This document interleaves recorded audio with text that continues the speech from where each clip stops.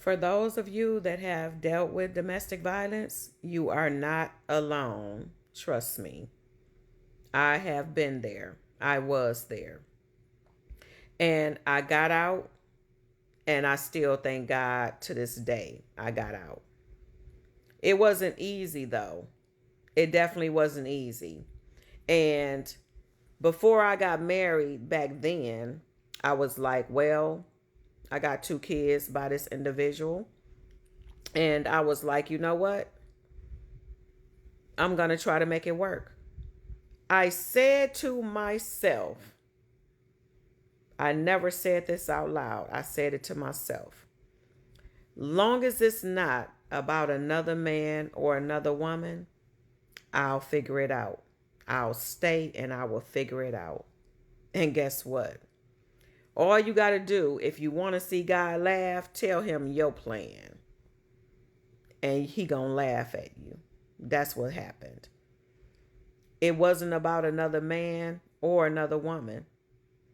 The insecurity and jealousy had really ran me crazy. I was with somebody that, didn't trust nothing. I remember one time he dreamed I cheated on him and woke up fighting me. Another time he came home and jumped on me, attacked me because somebody was driving on the side of him and they looked at him. And he came home and wanted to know who that man was. He didn't describe him. He didn't say nothing.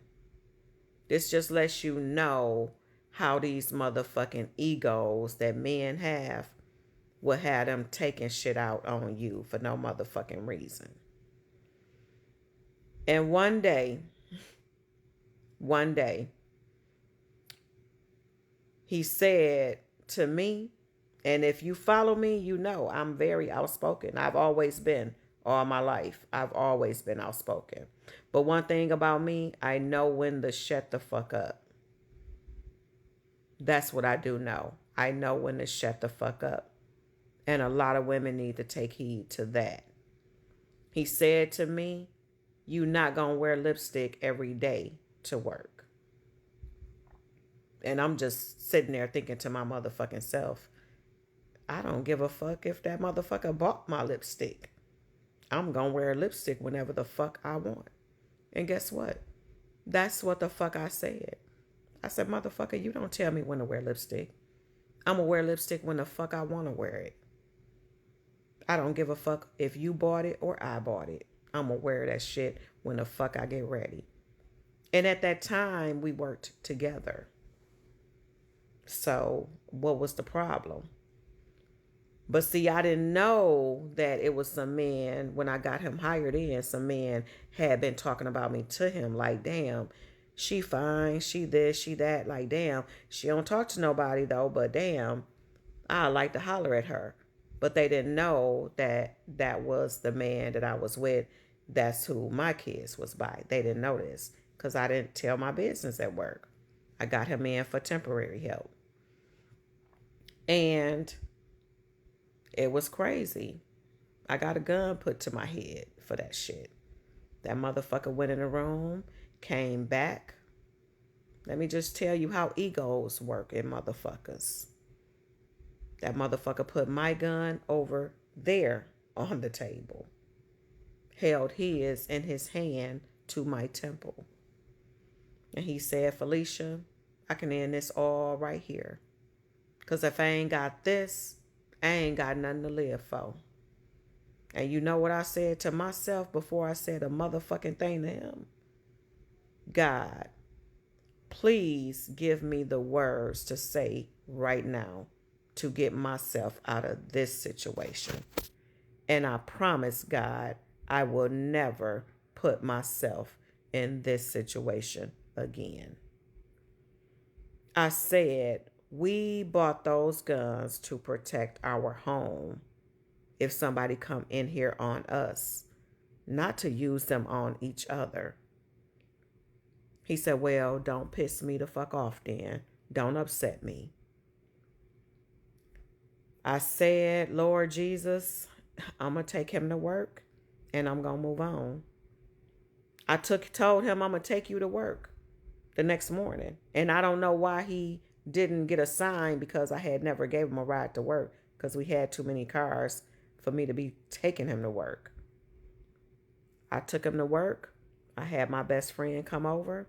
I packed his shit up. And when I say I did not throw his shit in the car, I took the trash bags, made a hole at the top, at the bottom, put the hangers up there like it was motherfucking cleaners, and stacked that shit up real neatly in the back seat. I had my best friend follow me to his best friend's house. Dropped off his motherfucking car in the driveway. I put his keys in the ashtray and ring, ring, ring my phone. He said, hey, baby, I'm ready. You can pick me up from work. I said, hey, baby, you may be ready and baby may be picking you up, but it won't be this motherfucking baby. He started laughing. I was just playing. That's what he said. But he had put a gun to my head. I knew I was done. And that's what I'm saying. When you got a plan, you can't let egotistical motherfuckers like that know. Because you will lose sight. You will lose your life. I never backed down. Even after that, he snuck in my house. I went to my mom's house, waited for the sheriff to evict him. I was not backing down after that. I was not. But we as women, you cannot let them know your plan. It's not even worth getting the last word. It's not even worth cussing a motherfucker out. I truly thought if it wasn't about another individual, it could never be that bad to make me leave. But when I say the insecurities and the jealousy had got the best of me, and then the motherfucking pastor told me one day after he knew I had filed for divorce, I got ready not to marry y'all because it was people in the church that saw him as a fatal attraction towards you. And I was so upset. I told the pastor, why didn't you tell me that? Because I would have listened to you. I truly would have. And it hurts bad or whatever. I'm talking about this because of the Shreveport, Louisiana situation. I've seen it. I know it. I've been there. Not once, a couple times. And it don't feel good. But I felt it. I saw it.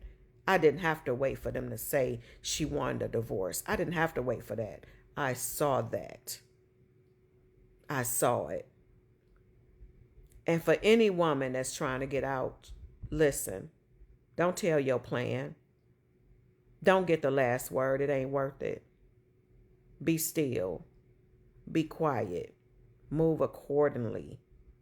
And do what the fuck you gotta do to move on with your life. You can do it. Don't think that motherfucker got control over you, because he don't. He don't. It's something better out there for you. Don't worry about starting over. Long as God let you wake up tomorrow, you got enough time to do what you plan to do. Do it. Go on about your business. And don't even look back in the motherfucking rearview mirror, because guess what? That shit was yesterday. Fuck that shit. You about to be a brand new you. And guess what? The next time that motherfucker see you, he not gonna recognize you. Because guess why? He don't recognize good.